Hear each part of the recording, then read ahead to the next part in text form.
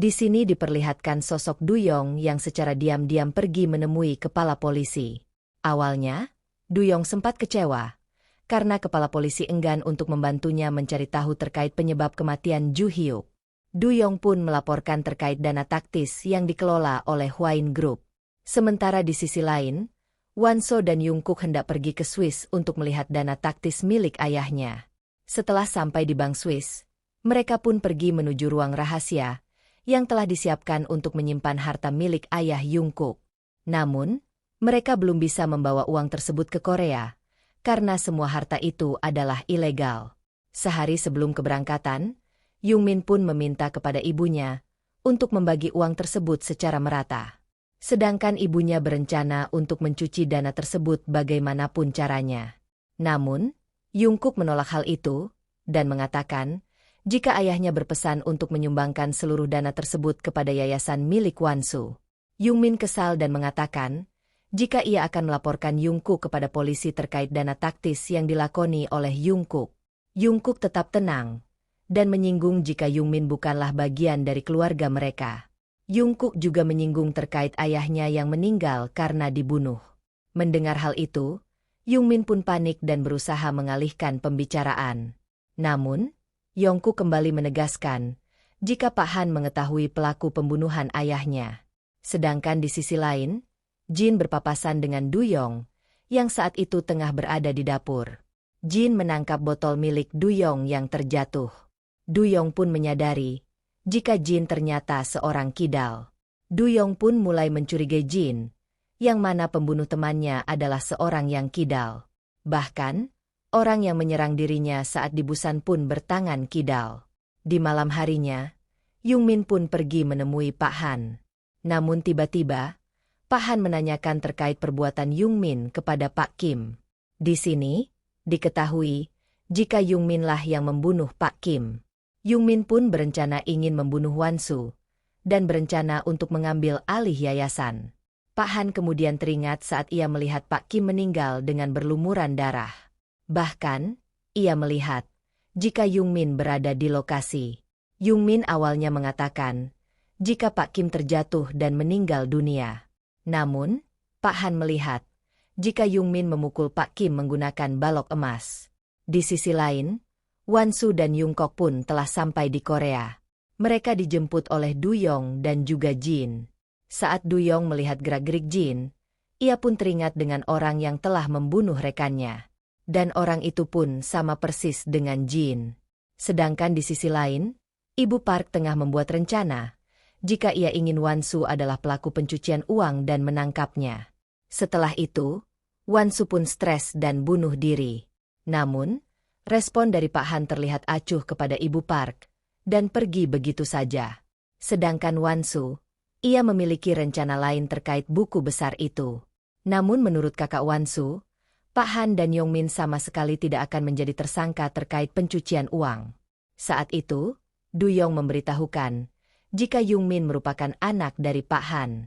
Duyong kemudian memberikan bukti jika seluruh warisan milik Pak Han akan diberikan seluruhnya kepada Jungmin. Kini, Wansu pun mengetahui jika orang yang hendak membunuhnya adalah Jungmin. Kemudian, kakak Wansu pun berencana untuk mengembalikan buku besar kepada Pak Han dan hendak membuat kesepakatan baru. Di malam harinya, Duyong mendapat pesan dari kakak Wansu jika ia hendak bertemu dengan Pak Han. Dan di saat yang bersamaan, ia kembali berpapasan dengan Jin. Ia pun semakin curiga dengan Jin. Kakak Wansu pun mengajak Pak Han untuk bertemu di tepi sungai Han. Di mana di lokasi itu, sama sekali tidak ada CCTV. Duyong kemudian memantau mereka dari kejauhan. Sebelum bertemu, Oh Yeon-su menelpon Duyong dan hendak merekam pembicaraan mereka.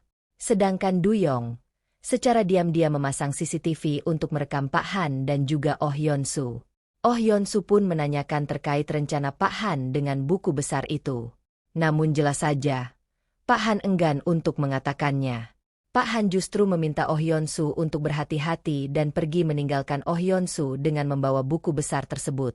Namun tak lama setelah itu, datang seseorang dan langsung menancapkan pisau kepada Oh Yeon-su. Duyong yang melihat hal itu pun buru-buru mengejar orang tersebut.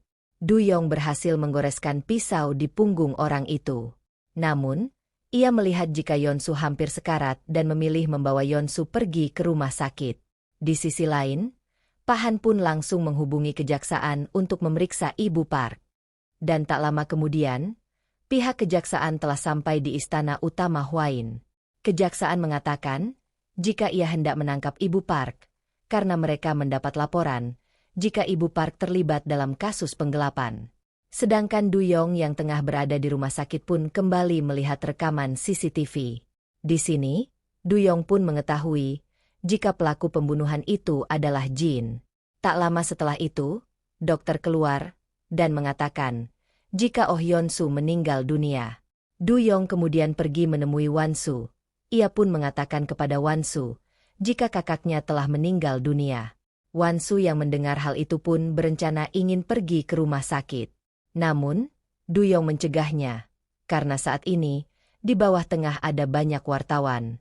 Wansu pun tidak bisa menahan air matanya dan menangis sejadi-jadinya, karena ia harus kehilangan sosok kakak yang ia sayangi. Di sini, Duyong pun berusaha menenangkan Wansu dan memeluk Wansu. Sedangkan di sisi lain, Pak Han pun pulang, setelah semalaman tidak bisa dihubungi. Ibu Park pun marah besar kepada Pak Han. Namun, Pak Han menenangkan Ibu Park dan mengatakan jika artikel terkait perselingkuhan Wansu telah keluar, dan berita itu bisa menutupi kasus penggelapan dana. Di sisi lain, Jion marah besar kepada Jungmin, karena Jungmin telah membeli saham Hwain Group menggunakan uang keluarganya. Namun Jungmin mengatakan jika ia telah mendapat persetujuan dari ayah mertuanya dengan menggunakan foto perselingkuhan Jion. Jion pun kesal dan menantang Jungmin untuk menyebarkan foto tersebut.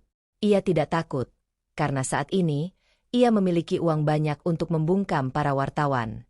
Wansu pun akhirnya menghadiri proses pemakaman kakaknya. Wansu merasa sangat sedih, karena kini, ia harus kehilangan semua keluarganya.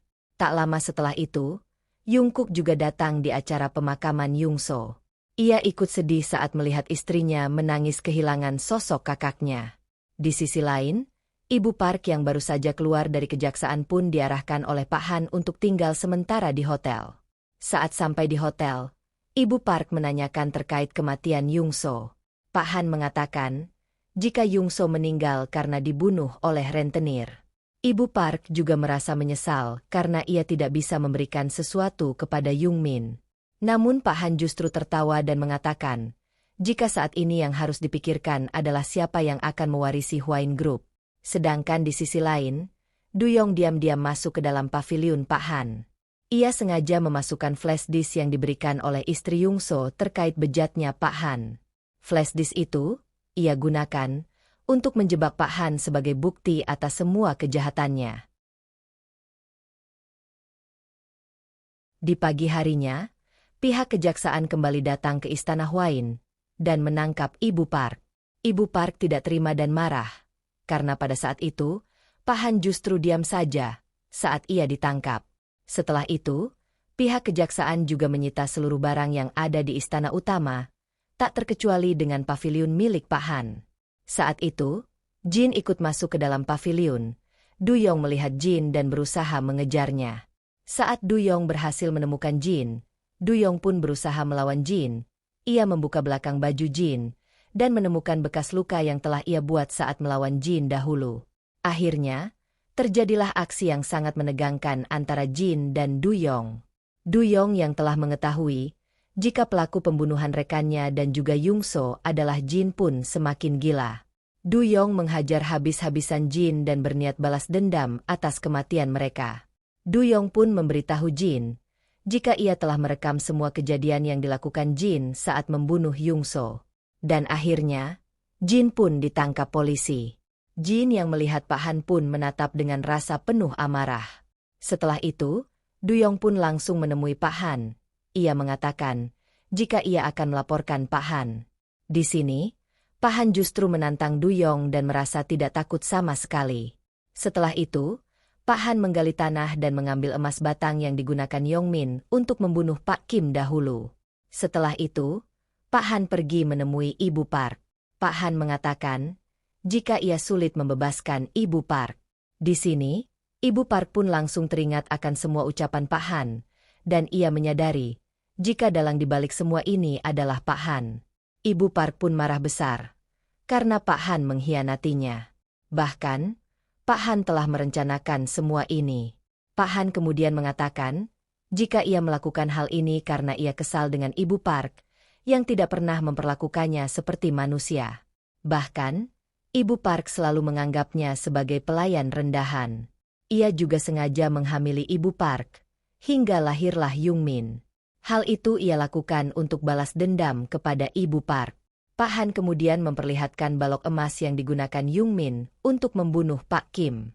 Pak Han juga menegaskan kepada Ibu Park untuk mengakui kesalahannya. Jika tidak, semua aibnya akan terungkap. Di mana Ibu Park memiliki seorang anak dari pelayan, dan anak itu membunuh ayahnya sendiri. Ibu Park yang mendengar hal itu pun menangis tak percaya. Di sisi lain, Jungkook memberi uang yang telah ia siapkan kepada Jang Tra. Jungkook pun meminta maaf kepada Jang Tra, dan berharap uang tersebut bisa untuk ia gunakan dalam menghidupi keluarganya. Jang Tra kemudian menanyakan kepada Jungkook, apakah Jungkook benar-benar mencintai Wansu? Jungkook dengan yakin menjawab, jika ia benar-benar mencintai istrinya. Di sisi lain, Jeon pun mendatangi Yung Min dengan membawa sebuah surat perjanjian. Saat ia melihat surat tersebut, Yung Min pun sangat marah dan merobek surat perjanjian tersebut. Setelah itu, Yung Min pun pergi dan membawa mobil dengan sangat ugal-ugalan. Yung Min pun berencana untuk pergi ke istana utama Hwain. Setelah sampai di istana utama, Yung Min langsung meminta semua pelayan pergi dari tempat itu. Yung Min kemudian mengambil senjata milik Jungkook dan membawanya. Tak lama kemudian, Yung Min pun langsung mengarahkan senjata itu ke kepala Jungkook. Sementara itu, Wansu yang hendak pergi menjadi terdiam saat mendengar suara tembakan. Pak Han juga berlari ke sumber suara tembakan itu. Namun ternyata, tembakan tersebut mengenai tembok rumah. Di sini, Yung Min marah kepada Jungkook, karena Jungkook tidak mau memberikan uang sepeser pun kepada dirinya. Pak Han kemudian menenangkan Yung Min dan merebut senjata itu. Setelah itu, Pak Han langsung mengambil alih senjata dan mengarahkan kepada Jungkook. Di sini, Jungkook mencoba merebut senjata, hingga akhirnya terjadilah perkelahian di antara mereka. Pada saat itu, Yung Min langsung menembakkan senjata itu ke arah Jungkook. Namun, Jungkook belum meninggal. Yung Min pun kembali menembakkan senjata ke arah Jungkook. Bersamaan dengan itu, Wansu datang dan melihat jika suaminya ditembak oleh Yung Min. Wansu pun langsung berlari mendekati Jungkook. Di sini, Jungkook mengatakan, jika ia senang, Wansu memanggil dirinya dengan sebutan suami. Jungkook juga mengatakan, jika ia sangat mencintai Wansu. Akhirnya, Jungkook pun meninggal dunia. Di sini, Pak Han justru memiliki rencana busuk. Pak Han berencana untuk menjadikan Wansu pelaku pembunuhan Jungkook. Ia pun meminta Yung Min pergi dari tempat itu. Pak Han pun menghubungi polisi dan mengatakan jika ada sebuah pembunuhan. Tak lama setelah itu, datanglah polisi dan masuk ke istana utama Hwain. Di sini, Pak Han mengatakan jika Wansu telah membunuh suaminya sendiri. Saat Du Yong sampai di istana Hwain, Pak Han dengan tenang mengatakan, jika ia melihat sendiri, Wansu membunuh suaminya. Du Yong pun menanyakan kepada Wansu, apa yang sebenarnya terjadi? Wansu menjawab, jika Yung Min lah yang membunuh Jungkook. Du Yong menenangkan Wansu dan berjanji, jika ia akan mengungkap semuanya. Setelah itu, ia mencari tahu di CCTV. Namun ternyata, data CCTV telah dihapus. Di sini, seorang pelayan masih melihat mobil milik Yung Min yang masih ada di garasi. Tandanya, Yung Min belum pergi dari istana utama. Du Yong pun mencoba mencari Yung Min di sudut-sudut istana. Hingga akhirnya, Du Yong berhasil menemukan Yung Min dan menangkap Yung Min. Setelah itu, Du Yong menyerahkan Yung Min kepada polisi. Kemudian, Wansu pun akhirnya terbebas dari tuduhan pembunuhan, karena saat terjadi pembunuhan, Wansu berada di luar istana. Singkat cerita, Wansu pun tengah mencari cara supaya ia bisa menjebloskan Pak Han ke penjara. Di sini, Duyong pun pergi menemui Pak Han, yang saat ini menjadi pimpinan Huain Group. Pak Han pun dengan sombong mengatakan, jika saat ini ialah yang berkuasa. Tak lama setelah itu, datanglah polisi dan menangkap Pak Han dengan laporan dalang dibalik pembunuhan Ji Hyuk dan lainnya. Dan inilah akhir dari kejahatan Pak Han. Setelah itu, Duyong pun pergi menemui Wan Su. Di sini, ia hendak mengundurkan diri menjadi pengawal Wan Su. Dikarenakan, ia hendak kembali bekerja sebagai polisi. Wan Su pun berterima kasih kepada Duyong, karena selama ini telah melindunginya. Duyong juga berterima kasih kepada Wan Su, karena berkat Wan Su, ia akhirnya bisa mengetahui dalang dari pelaku pembunuhan Ji Hyuk. Mereka berdua pun berpelukan dan Duyong meminta Wan Su untuk hidup bahagia. Di sisi lain, Ibu Park pun terbebas dari semua tuduhan. Saat itu, Wan Su menjemput Ibu Park yang baru saja bebas. Ibu Park kemudian mengajak Wan Su ke suatu tempat. Ternyata, Ibu Park mengajak Wan Su mengunjungi Yung Min. Di sini, Ibu Park merasa kecewa kepada Yung Min karena telah membunuh Yung Kuk. Ibu Park juga telah mengetahui jika Yung Min lah yang membunuh Pak Kim. Di dalam tahanan, Yung Min pun menemui Pak Han. Ia pun mengungkapkan kekesalannya karena selama ini, ia hanya dimanfaatkan. Di sisi lain, Ibu Park pun kembali menjadi pimpinan Huain Group. Bahkan, Ibu Park telah memberikan sebagian hartanya untuk yayasan milik Wan Su. Singkat cerita, 1 tahun pun berlalu. Saat Wan Su berada di bandara, ia tak sengaja bertemu dengan Duyong. Dan saat itulah, pertama kalinya mereka bertemu setelah sekian lama.